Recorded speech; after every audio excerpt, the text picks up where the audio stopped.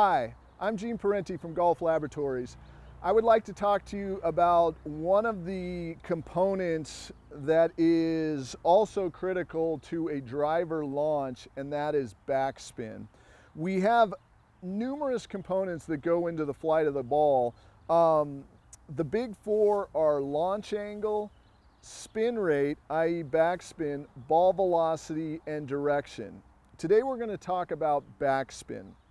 The first thing to know about a golf ball is there are very few cases in which you get top spin of the golf ball. The only way you get top spin of a golf ball is if you hit the ball above the equator, and I'm sure we've all done it on the tee box. When you swing up, the ball goes out about 10 feet in the air and immediately dives down. That means you topped the ball, or you swung up and hit the ball above the equator line, creating top spin. Top spin is the death of a golf ball from a distance standpoint. The best way to hit a golf ball is backspin. What happens is, as the club head comes in and makes contact with the ball actually rolls up the club face. Now, it's a function of the loft of the club. If you have, say, a lob wedge, that ball is going to roll quite a bit. That's why the launch angle goes high and the spin is really high. If you have a 7-degree lofted driver, the ball goes out low, because imagine, once again, we're swinging on an arc, but the less loft, the less the ball is going to roll up and the more the ball is going to release. Now let's discuss backspin in relation to distance. Backspin is a function from a distance perspective of velocity once again. I've talked a lot about velocity, but velocity is critical. At 60 miles an hour, you almost can't get enough backspin. And the reason for that is you're not generating enough backspin due to your velocity of your club head. And so you actually need launch due to loft angle for the ball to roll up to get the proper amount of lift.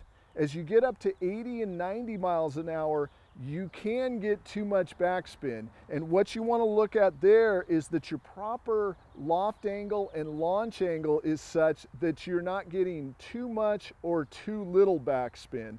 And what I mean by that, if the ball has a tendency of flaring or going high, and generally we define that for an amateur golfer of above 2,900 to 3,000, or if it goes too low and drops below 2,000, those are both ineffective golf shots in relation to backspin. Now, if you get above 100 miles per hour, now you're in a situation where your main enemy is too much spin. Very rarely do you have the situation with excessive club head speed that you get too low of spin. It can occur, but it normally doesn't. What normally occurs is you have too much loft angle, or you're hitting down, or you're hitting up on the ball, and in doing so, the ball has a tendency of flaring. And the way to think of it is this: if the ball is spinning, the ball is not traveling forward. You need a certain amount of spin for lift, but ultimately you need the right amount of spin. So it's kind of like the Goldilocks